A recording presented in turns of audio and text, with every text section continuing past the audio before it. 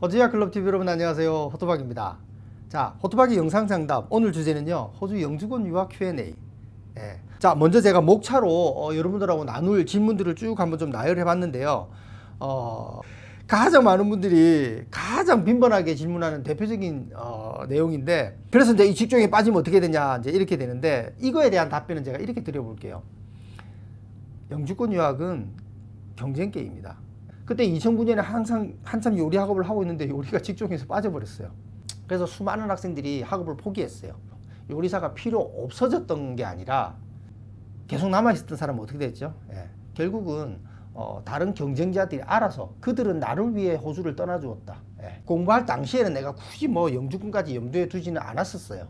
졸업이 다가오면 다가올수록 나도 졸업해서 호주에서 취업을 하고 경제활동을 하고 싶어졌어요. 그럼 그때 가서 내가 그럼 취업 이민을 하면 되지 라고 이렇게 이제 생각을 하게 되는데, 이 직종이면 이 직종에서 요구하는 어떤 능력이 내가 소지하고 있어야 돼요. 문제는 호주에서 학업을 하지 않으면요, 이 점수 계산을 다 해보면 결국 영주권이 되고 안 되고는 5점 10점 싸움이거든요. 근데 그 점수가 없어 가지고는 이 경쟁 게임에서 유리한 점수가 확보가 안 돼요. 그래서 결국은 호주 안에서 학업을 하게끔 호주 정부도 원하는 바고요. 그래서 여러분들이 첫 단추를, 적어도 영주권 유학을 고려할 때는 이 첫 단추를 잘 끼셔야 됩니다. 호토박이 항상 강조하는 3대 원칙: 전공 선택, 지역 선택, 학교 선택. 반드시 이 순서. 자, 그 다음 7번째, 현장 기술직 추천. 제 IELTS 오버롤 점수가 6.0 있는데요, 제가 도전할 수 있는 현장직으로 영주권 연결 가능한 직종이 뭐가 있을까요?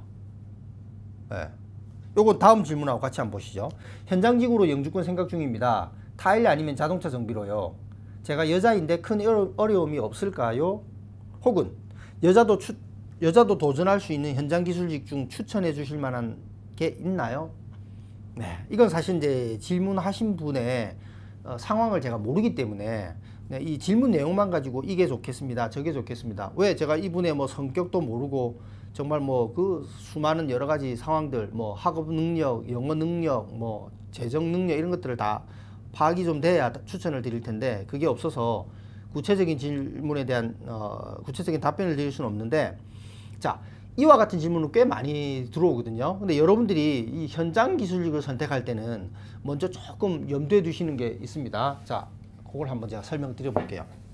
자, 여러분들이 현장 기술직을 할 때는요, 자, 보시면 이렇게 이제 33, 34, 딥, 뭐 이제 비슷하게 뭐 이렇게 조금 다를 수는 있는데, 보통 이렇게 이제 이 현장 기술직들은 2년 과정이 이렇게 구성이 되거든요. 이게 구성이 되면 이 학업 중간에요, 이 2년 학업 중간에 360시간에 해당하는 현장 경력을 쌓아야만, 유급 경력을 쌓아야만 졸업비자, 여기서 말하는 이제 이 졸업비자 성립 요건이 돼요. 성립 요건이 되려면 이걸 반드시 해야 되잖아요. 그리고 졸업한 다음에 영주권으로 가려면 점수제 이민이든 시험 이민이든 어쨌건 저쨌건 여기서 경력을 일정 기간 쌓아야 돼요. 보통 뭐 2년 경력을 쌓아야 이 TSS 비자로 가지거든요. TSS 비자는 임시 취업 비자입니다. 그 다음에 이제 영주권으로 넘어가게 되거든요. 자, 그런데 360시간은 전공에 따라 다릅니다. 현장 기술직 하면 보통 이제 어떤 게 있냐면 뭐 요리, 제빵, 뭐 요리, 제빵, 자동차 정비, 타일, 미장, 벽돌, 용접, 뭐 목수, 뭐 이런 것들이 이제 있는데, 자, 여러분들 한번 생각해 보세요. 용접 같은 경우는요, 학교 다니면서 경력 어떻게 쌓죠? 여러분들 학교 옆이 철공소에 있던가요? 집 옆에 용접하고 있던가요? 그러지 않거든요. 여기는 이제 한국하고 조금 다르게, 한국도 요즘 그렇지 않지만 산업시설이랑 주거지랑 이런 것들은 좀 어느 정도 분리가 돼 있잖아요. 그리고 또 그런 뭐 가까운 곳에 어떤 그런 큰 뭐 어떤 뭐 공장을 짓는다든지 뭐 하는 곳이 있다고 쳐요. 대부분 접근도 안 됩니다. 거기 뭐 내가 들고 가서 뭐 레주메를 내고 할 그럴 여건이 안 돼요. 그리고 이런 직들이 내가 아직 학교 다니고 있는 학생 신분에서 제가 뭐 월수금은 학교 가고요, 화목 토만 일할 수 있는데 화목 토만 내가 좀 유급으로 뭐 일할 수 있나요? 뭐 그렇게 어프로치가 되는 전공들이 아니에요. 요리는요, 곳곳에 있잖아요. 뭐 주거지랑 레스토랑이랑 뭐 그렇게 분리되어 있는 게 아니잖아요. 학교 옆에 레스토랑 다 있죠. 얼마든지 내가 발품을 팔아서 접근해 볼 수가 있죠. 그리고 저는 뭐 월수금 학교 가고요. 목금하고 주말에 일할 수 있습니다. 오케이. 그럼 너는 일단 주말부터 한번 시작해보자 하고 시프트를 그렇게 배정받을 수 있거든요. 그래서 이 전공들은 여러분들 적성도 물론 감안하셔야 되고 뭐 영주권 이후에 뭐 연봉이 어떻게 되냐 비전이 어떻게 되냐 다 좋아요. 다 좋은데 우선적으로는 이 360시간을 내가 어떻게 해결할 것인가에 대한 고민을 해보셔야 되고요. 졸업 이후에 이 경력을 어떻게 내가 좀 쌓을 것인가 뭐 이런 이제 뭐 현장 기술직일수록 사실은 차가 있냐 없냐도 아주 큰 변수가 또 될 수가 있거든요. 이런 것들을 종합적으로 좀 판단하시고 전공을 선택해야 되는 거죠. 자, 호주 현실에 맞는 자금 계산. 자, 이 자금 계산은 간단하게 설명드리면 이렇게 보면 됩니다. 뭐 개인에 따라 다 다른데요. 현장 기술직을 여러분들이 공부하신다? 그러면 현장 기술직 전체, 보통 현장 기술직 이렇게 이제 2년 과정이잖아요. 그럼 이 전공에 따라서 학교에 따라서 학비는 다 다른데 대략 2년 전체 학비가 한 2천만 원에서 한 4천만 원 그 사이입니다. 뭐 아주 명문 요리학교 이런데 또 르꼬르동 블루라든지 뭐 이런 데는 또 학비가 굉장히 높잖아요. 그래서 뭐 그런 몇몇 학교를 빼면 한 2천만 원에서 3천만 원 정도. 뭐 이거는 이제 6개월 단위로 보통 분납을 하게 되는데 그 정도 학비가 있으면 저는 자금적으로는 도전해 볼 수 있다. 다른 영어라든지 다른 조건은 이제 갖춰졌다고 보고요. 그럼 생활비는 어떻게 하냐? 생활비 정도는 학업하면서도 얼마든지 뭐 일주일에 학교는 한 이틀 뭐 많이 가면 한 이틀 반 이렇게 가거든요. 그럼 주말이나 나머지 시간에 얼마든지 현장 기술직은 또 관련 일을 바로 뭐 경험이 없다 하더라도 일정한 시급이라든지 일당을 받고 일을 하니까 그 정도 있으면 되겠고요. 그러나 이제 학사 석사는 좀 다릅니다. 학사 석사도 전공에 따라 물론 차이가 좀 있겠지만요. 대부분은 학사 석사는 적어도 전체 학비 플러스 알파가 있어야 돼요. 학비만 가지고 도전하기 어렵습니다. 왜냐하면 학교만 가고 학업이 안 끝나요. 내가 학교 안 가는 날도 도서관이나 내 과제를 위해서 시간 투자를 해야 돼요. 그럼 학교 최소 3일 가죠. 그 다음에 물론 뭐 요즘은 코로나 상황이니까 온라인 수업을 한다지만 어쨌든 3일에 해당하는 시간만큼은 내가 학업을 해야죠. 그 다음 또 내가 과제라든지 이런 것들을 하기 위해서 또 하루 이상은 뭐 도서관이나 이런 뭐 숙제를 또 해야 되니까 그럼 결국은 내가 알바할 시간이 그만큼 줄어드는 거잖아요. 그러니까 내 생활비를 감당해내기가 만만치는 않아요. 물론 이제 학년이 좀 올라가면 여유 시간이 좀 생겨요. 그러나 이제 특히 저학년 때일수록 그 페일 안 하려면 정말 학업에 전력 두고 해야 되거든요. 그러다 보니까 이거는 학비만 가지고 도전하기에는 좀 리스크가 있다. 이렇게 보셔야 되고. 부부인데 누가 공부하는 게 나을까요? 저도 사실은 유학생 시절을 대부분을 제 아내와 함께 거쳐왔기 때문에 지금도 제가 유학 후 이미 상담할 때 결혼한 지 뭐 1, 2년밖에 안 된 그런 커플분들이면 좀 많이 애정이 가요. 그래서 좀 더 제가 세부적으로 얘기를 좀 더 들어보려고 그러고 좀 더 현실적인 조언을 주려고 이렇게 노력을 좀 하는 편인데 자 볼게요. 자 저는 30살이고 남편은 32살입니다. 둘 다 영주권 상관없는 서울에 있는 대학을 나왔고 영어는 토익 800점대 후반으로 비슷합니다. 두 분 영어가 이제 비슷한가 봐요. 도전한다면 저는 간호학, 남편은 IT 생각 중인데 둘 다 공부하면 좀 더 안전할까요? 그러니까 이제 어떤 거냐면 아까 처음 질문이 뭐죠? 이제 첫 번째 우리 1번 질문이 내가 공부하는 중간에 이 직종이 빠지면 어떻게 되나요? 이런 불안감이 있다 보니까 다른 전공을 부부가 같이 하면 둘 중에 하나가 빠지더라도 한 사람은 또 있으니까 뭐 좀 더 리스크가 줄어들겠다 이렇게 생각하잖아요. 근데 이거는 전적으로 자금의 문제입니다. 만약에 자금이 좀 여유가 있고요. 두 분 다 이렇게 뚜렷하게 공부의 어떤 뜻도 좀 있고 목표의식도 있다라고 하면 뭐 좋죠. 두 분이 같이 이렇게 공부해 나가고 재정적인 바탕이 된다 그러면 좋은데 대부분은 호주 영주권 유학에 도전하시는 젊은 커플들 대부분은 그렇게 무슨 엄청난 재정적인 능력을 확보하고 오시는 경우는 별로 많지 않아요. 결혼을 하신 분일지라도 기껏해야 한국에 있는 뭐 전세 보증금 빼가지고 오시는 경우고 그 전세금 보증금이라고 한들 뭐 학비 빼고 나면 얼마 없잖아요. 그래서 가능하면 저는 두 분이 동시에 학업하는 것보다는 그런 재정적인 한계가 좀 있다라고 하면 두 분 중에 한 분이 먼저 학업을 하고 그 다음 한 분이 하게 이렇게 하시거든요. 이때 이제 어떤 전공을 선택하느냐에 따라 달라지겠지만 그래도 기본적으로는요 영어가 좀 더 나은 사람이 공부하는 게 맞고요.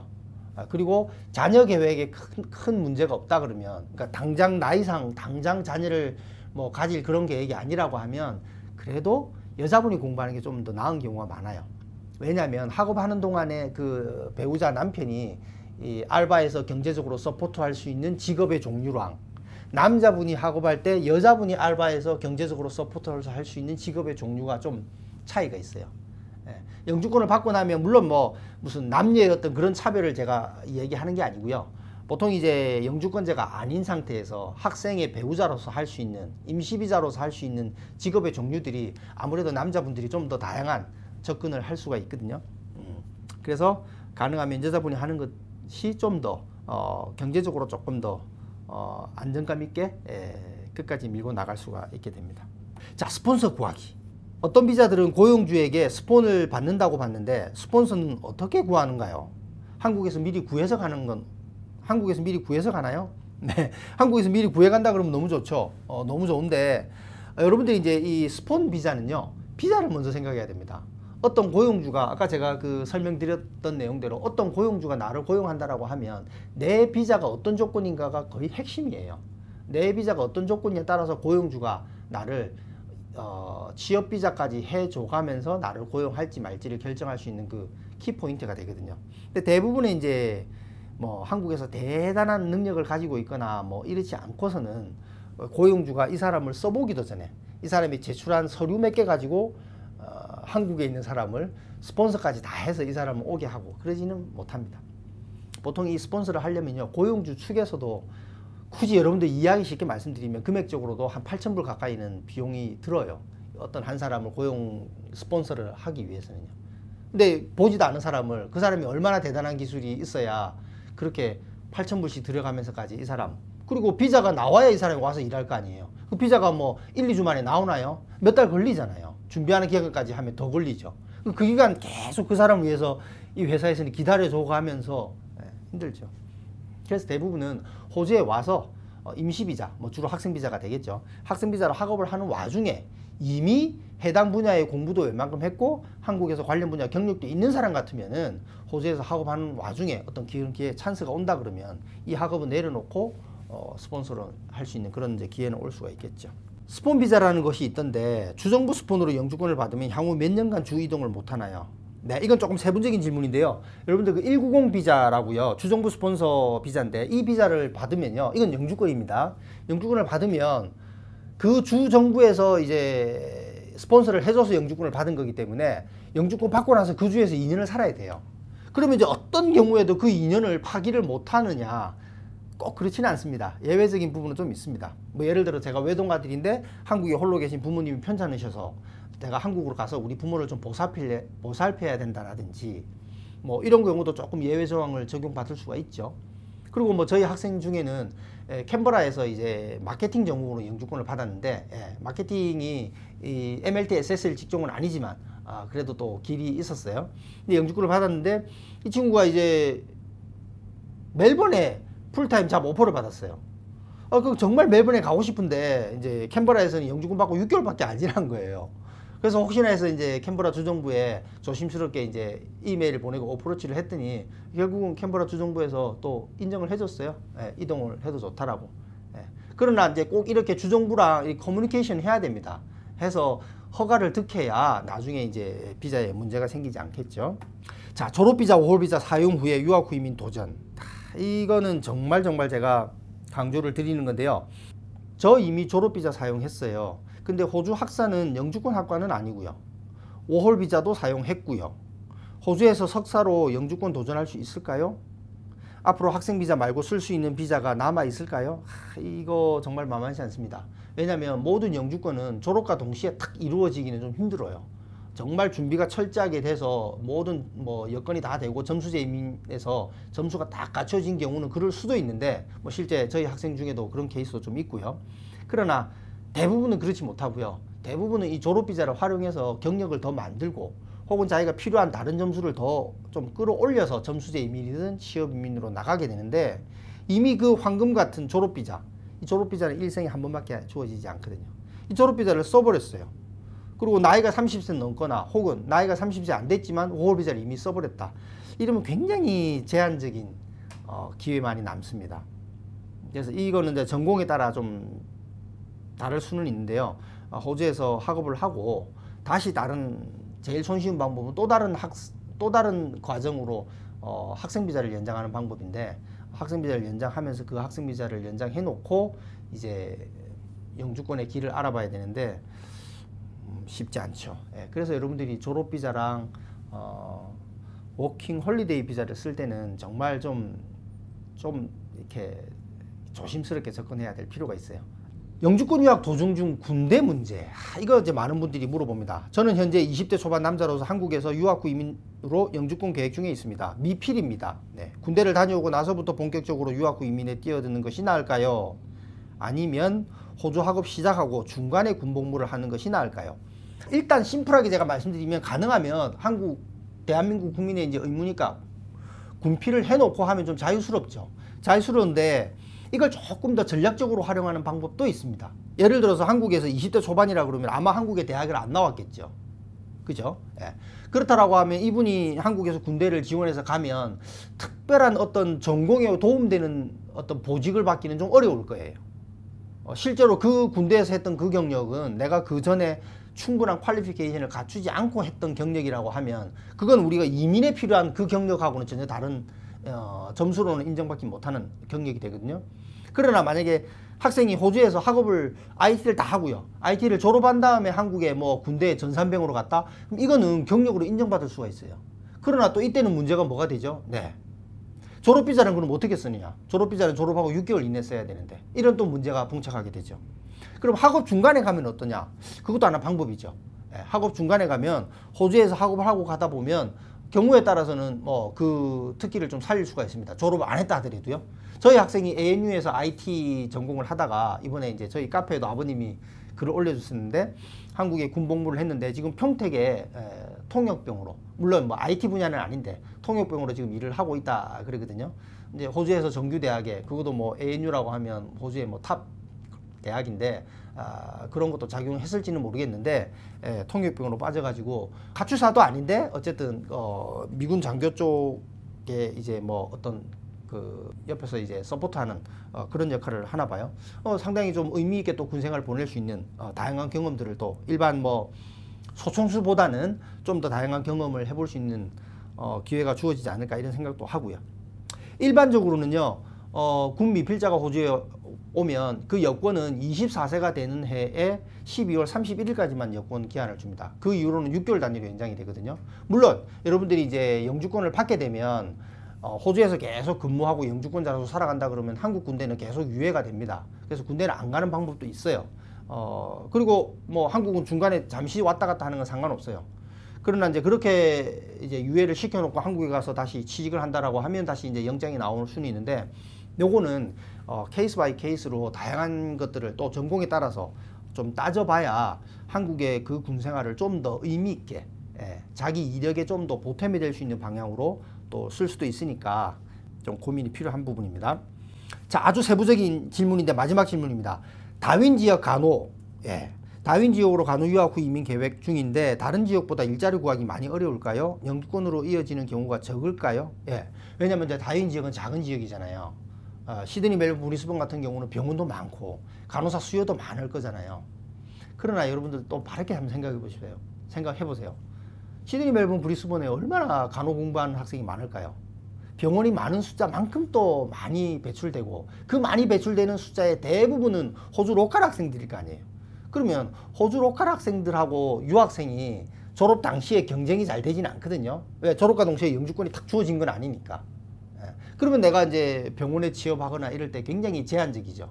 나는 졸업비자만 들고 있는 임시비자 상태이니까요. 그런데 이제 다윈 같은 경우는 병원도 몇 개 안 될 텐데, 그러나 다윈 지역에서 간호사는 다윈 대학밖에 없잖아요. 그런 것들을 좀 따져봐야 되거든요. 그리고 이제 최근 들어서 저희 카페에도 또 질문이 올라와 있는데, 최근 들어서 많은 학생들이 이제 유학 후 이민에 도전하고 또 코로나를 겪으면서 의료 관련 직종, 특히 간호 직종으로 많이 쏠림 현상이 좀 있거든요. 그러다 보니까 이제 간호사가 이제 점점 좀 많아질 것 같으니까, 그러면 이제 이제는 간호 공부해가지고도, 아까 호토바기가 호주 유학 후 이민은 경쟁 게임이라고 그랬으니까 그럼 좀 쉽지 않을까 이런 걱정을 하잖아요. 근데 이거 조금 다릅니다. IT라든지 회계학 이런 전공들, 요리 과정 이런 것들은 금방 학교가 세워지고 과정이 뚝딱 늘어날 수도 있어요. 예. 모집 정원이 늘어날 수도 있어요. 그러나 간호는 그렇게 쉽게 대학이 우리 유학생이 우리 대학에 지원을 많이 하네. 그럼 우리 간호학과 인원을 늘리자. 그 마음대로 안 늘어납니다. 예. 그렇게 늘어나는 게 아니거든요. 입학 조건까지 안막이라고 하는 그 간호협회 기술심사 기관이기도 한데 거기서 다 컨트롤을 받거든요. 그러다 보니까 지원자가 많다는 것이지 간호 공부하는 재학생이 늘어나거나 졸업 배출자가 늘어나는 게 아니죠. 즉 경쟁 게임에서 입학에는 경쟁이 좀 작용하겠죠. 예, 뭐 1년 전에 지원해도 내가 원하는 대학 간호학과 입학을 못한다든지 뭐 입학 조건이 조금 까다로워졌다든지 이런 건 있겠지만 이미 간호학을 입학을 해서 공부를 한다라고 하면 간호 공부하는 사람이 갑자기 많아진다 이런 건 염려 안 하셔도 되겠습니다. 그래서 저는 이런 좀 스페시픽한 이런 지역을 공략하는 것도 적응력이 되고 하는 분이라고 하면 충분히 가치가 있다고 보고요. 특히 간호대학 중에 간호석사 중에 학사 전공이 어떤 전공이든 간호석사로 갈 수 있는 대학은 많지 않거든요. 간호석사 자체를 제공하는 대학도 많지 않지만 그 간호석사를 나오고 아래 등록할 때 이 간호석사 입학 조건에 학사 전공이 무엇이든 상관없다 이렇게 오픈해 주는 대학들은 많지는 않고요. 요즘은 대부분 프리리퀴짓이라 그래서 무슨 아나토미를 했어야 된다, 뭐 바이올로지를 뭐 했었어야 된다 이런 선제 과목들이 막 있는데 다윈 대학의 간호석사는 아직 그걸 요구하진 않으니까 그건 하나 틈새가 되겠죠. 자, 그래서 종합적으로 호토바기 영주권 유학 Q&A 종합적으로 제가 이제 정리를 좀 해볼게요. 영주권 유학 도전하기 전 반드시 자신의 조건을 점검해야 된다. 네. 호토바기가 항상 이야기하는 유학 후 이민 성공 3요소. 나이, 영어, 돈. 이건 정말 객관적으로 따져보셔야 됩니다. 어떤 전공에 따라서 내 나이로 도전해서는 곤란한 게 있고요. 어떤 전공에 따라서 내 영어로는 도저히 감당이 안 되는 게 있고요. 어떤 전공에 따라서 내 자금 가지고는 엄두가 안 나는 전공이 있거든요. 그런 것들은 처음부터 도전 안 하셔야죠. 그러면 전공을 바꿔야 되나요? 내가 하기 싫은 전공을 해야 되나요? 아니죠. 그럼 도전 안 하셔야죠. 그런 분들은. 그래서 반드시 나이, 영어, 돈 이 세 가지의 어떤 거 하나라도 핸디캡이 작용한다. 그럼 그분은 난감할 수 있습니다. 자, 두 번째, 전공에 따른 취업의 전망, 비전. 자, 이거 많이 물어보시는데요. 어떤 전공이 비전이 높나요? 어떤 전공이 졸업 후에 취업이 잘 되나요? 어떤 전공이 연봉이 높나요? 뭐 이런 것들은요. 기본적인 전제는 영주권이 해결된 다음 문제입니다. 영주권이 해결 안 되면 그 전공의 비전이나 그 전공의 뭐 취업의 전망이나 이런 것들은 다 의미가 없어져 버리잖아요. 물론 호주에서 공부하고 한국에 돌아간 다음에 뭐 비전이라든지 한국에 돌아간 다음에 취업이라든지 그것들은 한국의 국내 상황이니까 뭐 제가 언급할 부분은 아닌 것 같고요. 어쨌든 호주에서의 전공에 대한 취업, 뭐 비전 이런 것들은 그 전공으로 내가 어떤 시점에 영주권을 받을 수 있냐에 달려있다. 이렇게 이해를 하시는 게 맞고요. 자, 마지막. 여러분들이 세부적으로 이제 알아보고 계획을 세우잖아요. 유학 구민에 대한 이제 구체적인 좀 계획을 세우잖아요. 그럼 세운 다음에 이거를 실행에 옮기기 전에 학비를 납부하기 전에 좀 전문가로부터 이게 얼마나 호주 현실에 맞는 현실성이 있는지를 꼭 한번 점검을 좀 받으시라 이런 부탁을 좀 드리고 싶습니다. 자, 긴 시간이었는데요. 호주 영주권 유학 Q&A 많은 분들이 호주 영주권 유학에 도전할 때 대표적으로 묻는 질문들을 좀 추려가지고 여러분들하고 좀 공유를 한번 해봤는데 도움이 되셨기를 바라고요. 좋아요, 구독 부탁합니다. 감사합니다.